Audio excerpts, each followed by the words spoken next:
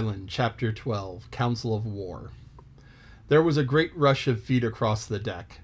I could hear people tumbling up from the cabin and forecastle and slipping in an instant outside of the barrel. I dived behind the foresail, made a double toward the stern, and came out upon the open deck in time to join Hunter and Dr. Levese on the rush for the weather bow. There all hands were already congregated. A belt of fog had lifted almost simultaneously with the appearance of the moon. Away to the southwest of us we saw two low hills and a couple of miles apart, and rising behind one of them a third and higher hill whose peak was still buried in the fog. All three seemed sharp and conical in figure. So much I saw almost in a dream, for I had not yet recovered from my horrid fear of a minute or two before. And then I heard the voice of Captain Smollett issuing orders. The Hispaniola was laid a couple of points nearer the wind and now sailed a course that would just clear the island to the east. "And now, men," said the captain when all was sheeted home, "has any of you ever seen that land ahead?" "I have, sir," said Silver. "I watered there with the trader I was cook in." "The anchorage is on the south, behind an inlet, I fancy?" asked the captain. "Yes, sir. Skeleton Island, they calls it. I were here on a main place for pirates once, and I hand we had aboard knowed all the names for it. That hill to the nor'ard they call Foremast Hill, and the three hills in a row running south'ard fore main and mizzen, sir. But the main, that's the big un with the cloud on it.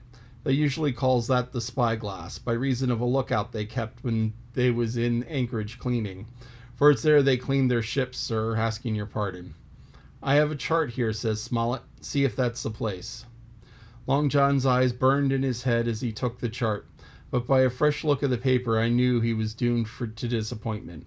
This was not the map we found in Billy Bones' chest, but an accurate copy, complete in all things, names and heights and soundings, with a single exception of the red crosses and written notes. Sharp as must have been his annoyance, Silver had the strength of mind to hide it. "Yes, sir," says he, "this is the spot to be sure. And very pretty drawed out. Who might have done that, I wonder? The pirates were too ignorant, I reckon. Here it is, Captain Kidd's anchorage, just as my shipmate called it. There's a strong current that runs along the south and then away northward up the west coast. Right it you was, sir," says he, "to haul your wind and keep the weather island. Leastways, if such was your intention as to enter and careen, there is no better place for it than in these waters." "Thank you, my man," said Captain Smollett. "I'll ask you later on to give us help. You may go." I was surprised at the coolness with which John avowed his knowledge of the island, and I own I was half frightened when I saw him drawing more nearer to myself. He did not know, to be sure, that I had overheard his counsel from the apple barrel, yet I had by this time taken such a horror of his cruelty, duplicity, and power, that I could scarce conceal a shudder when he laid his hand upon my arm. "Ah," says he, "this here's a sweet spot, this island, a sweet spot for a lad to get ashore on. You'll bathe, and you'll climb trees, and you'll hunt goats, you will, and you'll get aloft in them hills like a goat yourself. Why, it makes me young again. I was going to forget my timber leg, I was. It was a pleasant thing to be young and have 10 toes, and you may lay to that. When you want to go a bit of exploring, you just ask old John, and he'll put up a snack for you to take along." And clapping me in the friendliest way upon the shoulder, he hobbled off forward and went below. Captain Smollett, the squire, and Dr. Levese were talking together on the quarter-deck, and anxious as I was to tell them my story, I durst not interrupt them openly. When I was still casting about in my thoughts to find some probable excuse, Dr. Levese called me to his side. He had left his pipe below, and being a slave to tobacco had meant that I should fetch it. But as soon as I was near enough to speak and not be overheard, I broke immediately. "Doctor, let me speak. Get the captain and squire down to the cabin and make some pretense to send for me. I have terrible news." The doctor changed countenance a little, but next moment he was master of himself. "Thank you, Jim," he said quite loudly. "That's all I wanted to know," as if he had asked me a question. And with that he turned on his heel and rejoined the other two. They spoke together a little, and though none of them started or raised a voice so much as whistled, it was plain enough that Dr. Levese had communicated my request, for the next thing that I heard was the captain giving an order to Job Anderson, and all hands were piped to deck. "My lad," said Captain Smollett, "I have a word to say to you. This land we have sighted is the place we've been sailing for. Mr. Trelawney, being a very open-handed gentleman, as we all know, has just asked me a word or two, and I was able to tell him that every man on board has done his duty alow and aloft, as I've never seen it done better. Why, he and I and the doctor are going below to the cabin to drink to your health and luck, and you have grog served out to you to drink to our health and luck. I'll tell you what I think of this. I think it handsome, and if you think as I do, you'll have a good sea cheer for the gentleman that does it.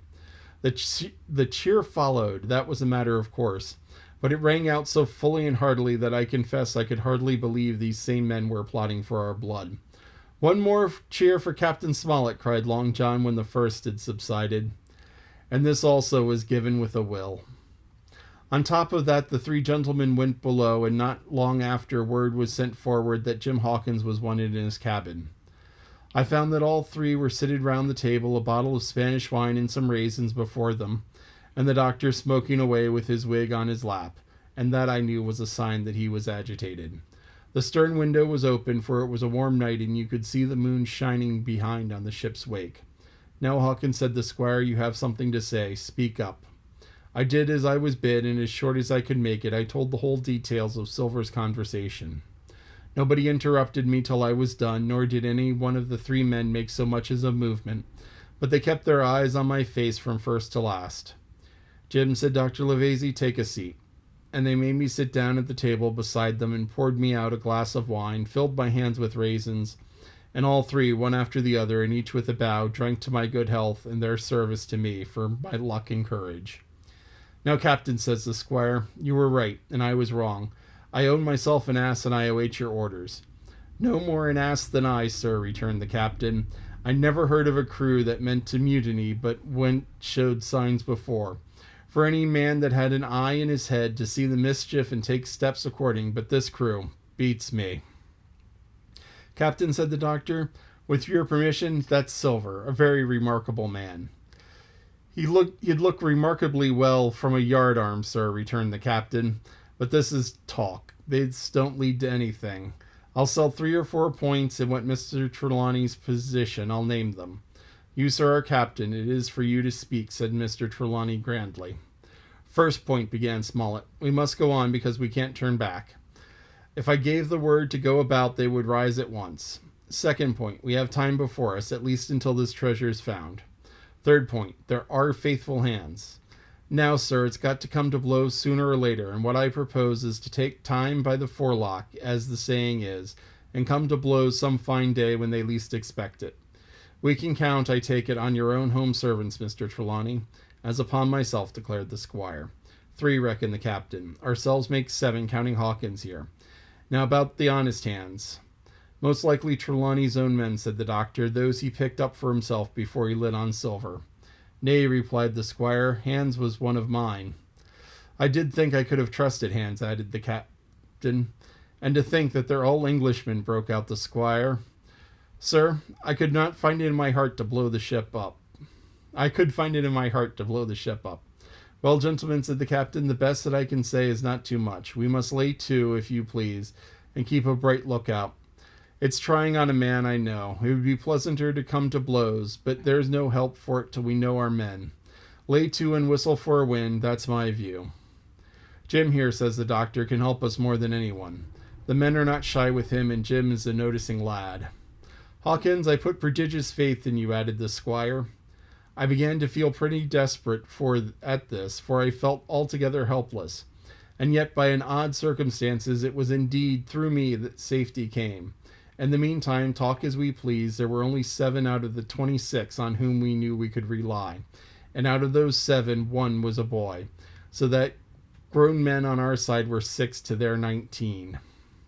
This is the end of chapter 12 and the end of part 2.